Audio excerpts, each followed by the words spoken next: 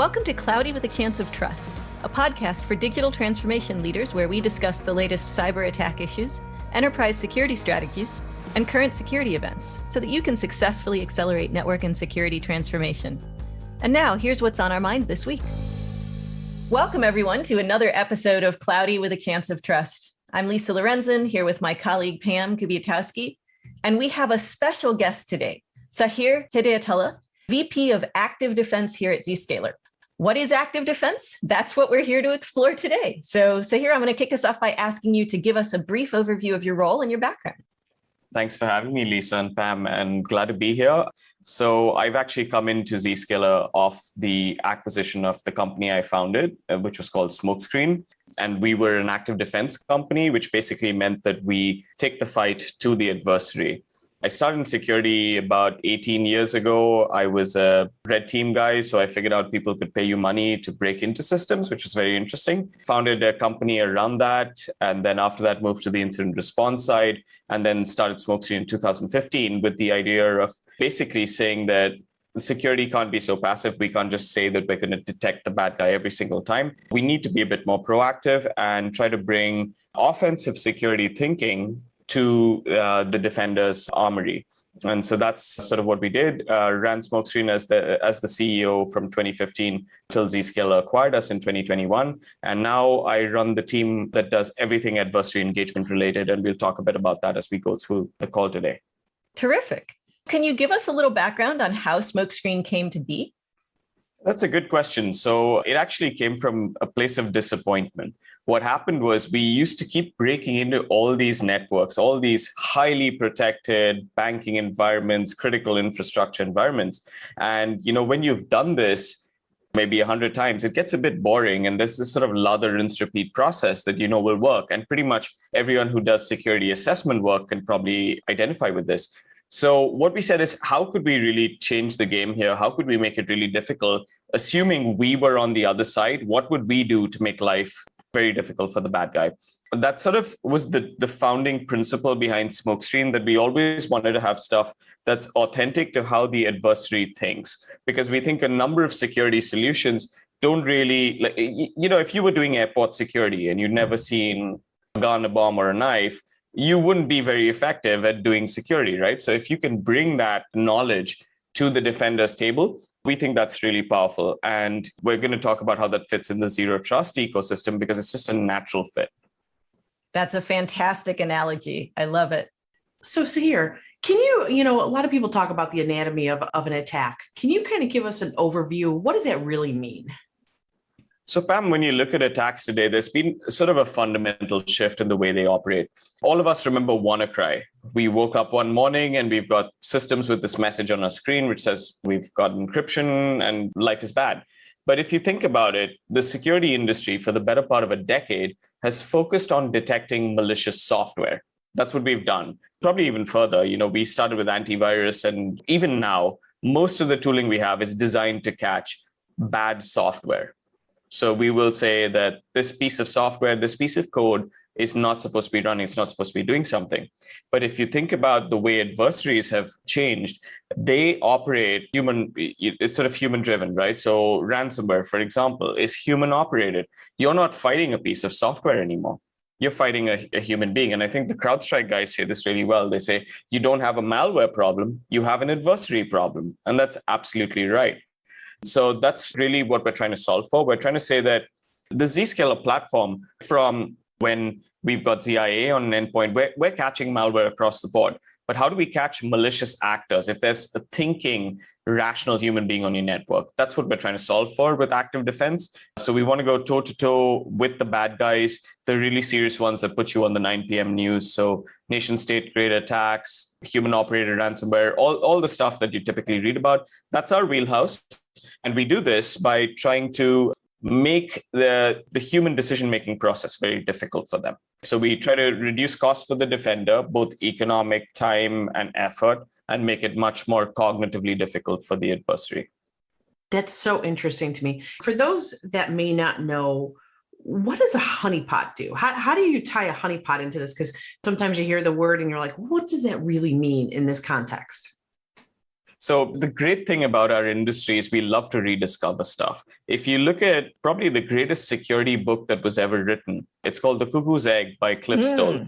And Cliff Stoll, he's a legend. I mean, you see his TED Talk on the topic, but essentially what he did in Bell Labs, I think early 80s, maybe even mid 80s, was there was a hacker that had sort of broken into Bell Labs. And all he did was he didn't get a budget from his boss to sort of track this down, because back then everyone thought he was nuts because he was saying someone's hacking into Bell Labs. But what he did was he set up all these fake systems and he monitored them down to having a dot matrix printer that would print out what the attacker was doing.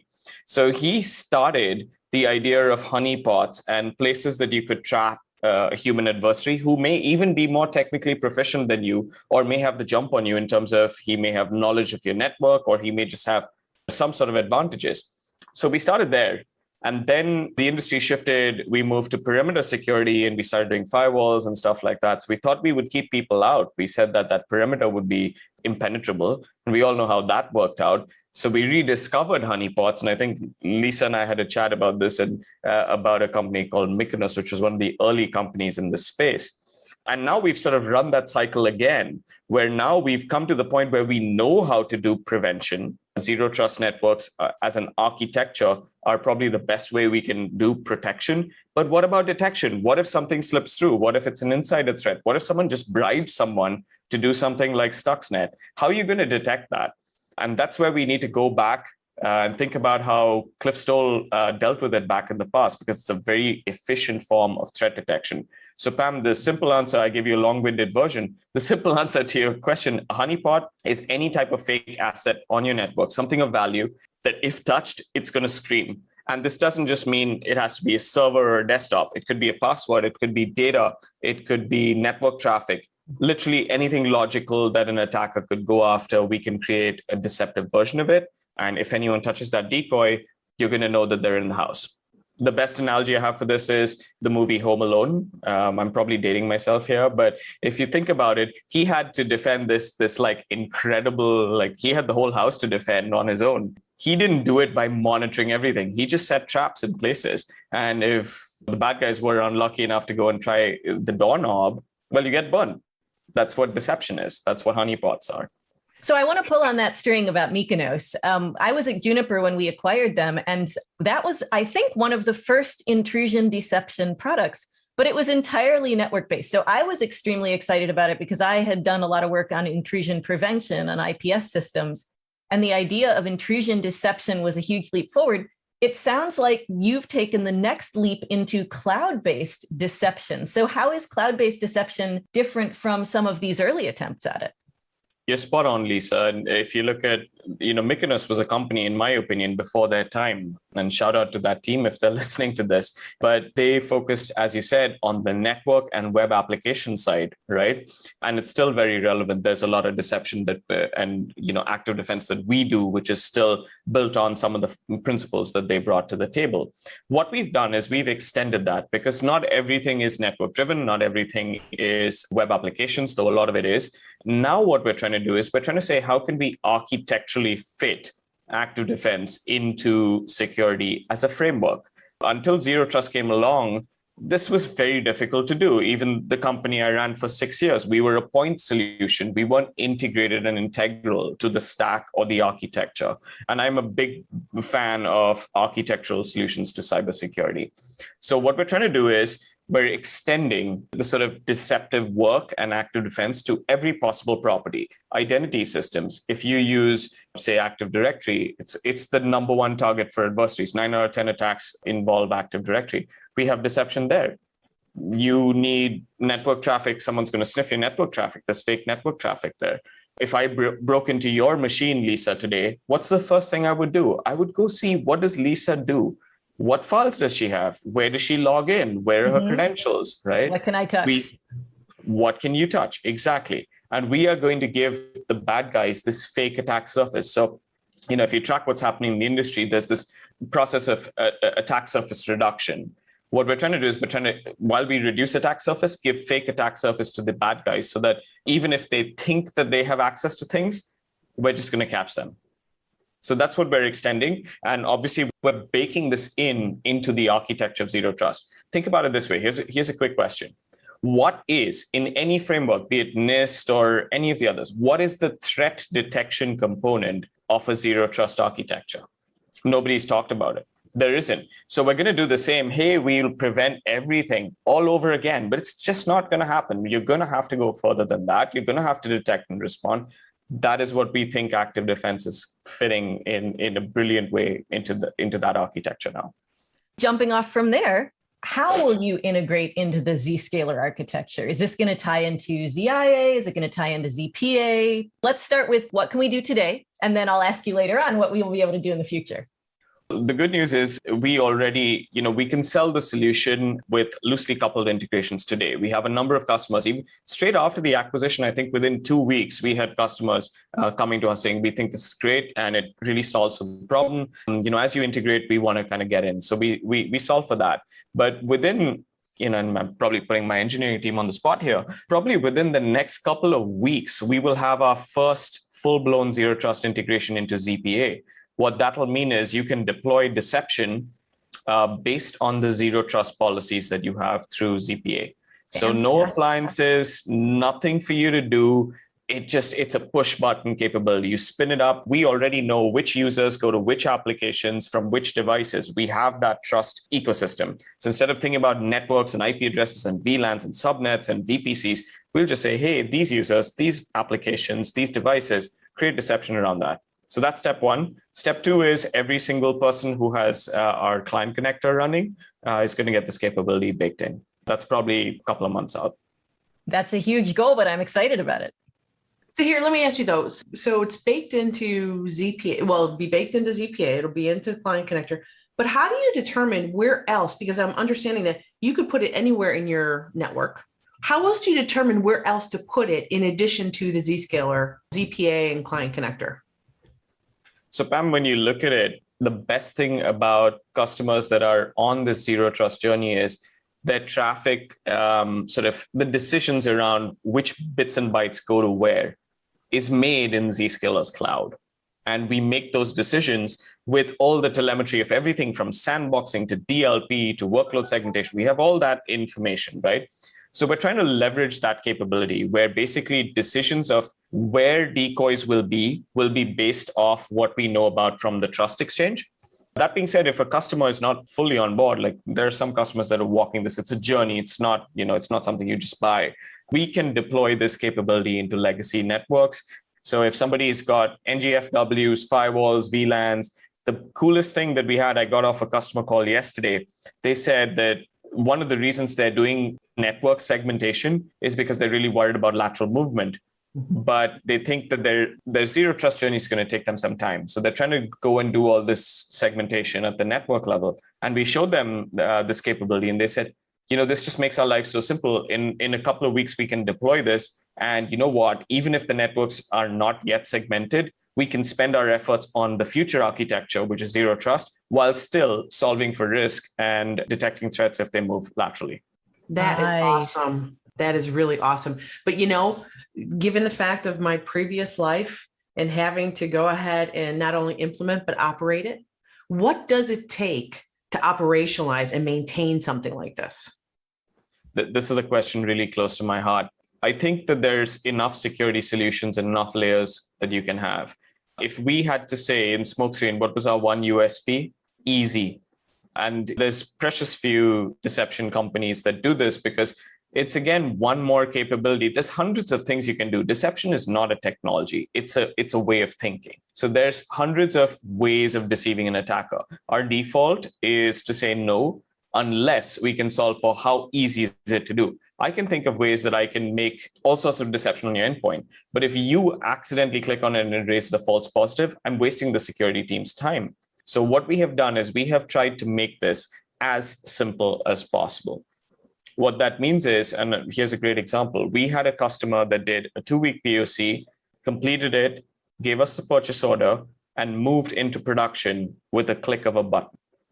And in terms of operational overhead, if you're seeing hundreds of hits on your deception platform, and if you need to think about hiring a team to sit and monitor it, you've done deception wrong. It's supposed to be set it and forget it. The Kevin Arnold analogy from Home Alone again, right? He was not running around checking every single place. It's there. It's a tripwire. If it gets tripped, you see it, then you deal with it. You don't keep going and, futzing with it from time to time. Makes sense.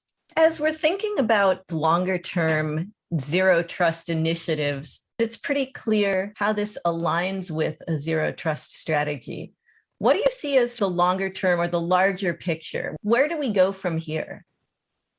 I think, Lisa, if you look at Zscaler's acquisitions, you can read the tea leaves. So we think lateral movement and we think internal segmentation is a problem. We think there are ways to solve for it. One of the things that we're spending a lot of brain cycles on right now is how do we integrate with our workload segmentation product, which came in off the Edgewise Networks acquisition. Great use case. We can solve for prevention and detection and containment and response with these two products married together. But overall, one of the reasons I was so happy to sort of join the Zscaler family was that we think architecture here, right? Yes. We're not just buying companies and painting them blue and white. We're not doing that. There's recent conversations about how this will be the future of cybersecurity. So if I had to sum it up, if you are thinking about zero trust networks, the future of threat detection in those networks will be everything that we're building with Zscaler Deception today. Cool. Any final thoughts you want to leave us with? This is fun. And I think it's great that we actually have this capability. And for those of you who are Zscaler customers listening in, you can get this capability super fast because it's already baked into most of the stuff that you already have. So please drop us a note, not a sales pitch. I'm a product guy, just excited to take this and make this the widest active defense on the planet. And if you're tracking this, go check out the great work that the guys at MITRE are doing. MITRE launched, everyone knows MITRE Attack. MITRE has launched what they call MITRE Engage, which is basically everything that we're thinking about. And we're working closely with the MITRE folks to make this a reality. Yeah, the MITRE Engage framework is really cool stuff. Well, I have to say, Sahir, this was so interesting. So many are reactive. This allows so many to get that visibility that ties into you don't know what you don't know. This now opens the door to say, hey, now you will know, right? You can see these things. You can see who's in there, who shouldn't be in there. This has been a great conversation for everybody. Again, Lisa and I want to thank you, Sahir, for joining us. Love the conversation. And for all of our listeners, thank you again for joining us. Hopefully you found this as interesting as Lisa and I did. And we look forward to speaking to all of you guys again soon. Thanks, Pam. Thanks, Lisa. Thank you. Cheers. Thanks for listening to Cloudy with a Chance of Trust. Check back with your podcast provider regularly for more episodes. You can find Lisa Lorenzen and Pam Kubiatowski on the CXO Revolutionaries website at revolutionaries.zscaler.com or on LinkedIn. Statements by Zscaler podcasters and guests are informational only and should never be construed as legal advice. You should consult with your legal advisor on matters related to you or your business. Zscaler makes no warranties, express, implied, or statutory as to the content of this podcast, and it is provided as is. Content on this podcast may contain forward-looking statements that are current as of the date of recording and subject to change. These statements are subject to the safe harbor provisions created by the Private Securities Litigation Reform Act of 1995. Full legal disclaimers are available at revolutionaries.zscaler.com. Copyright 2021.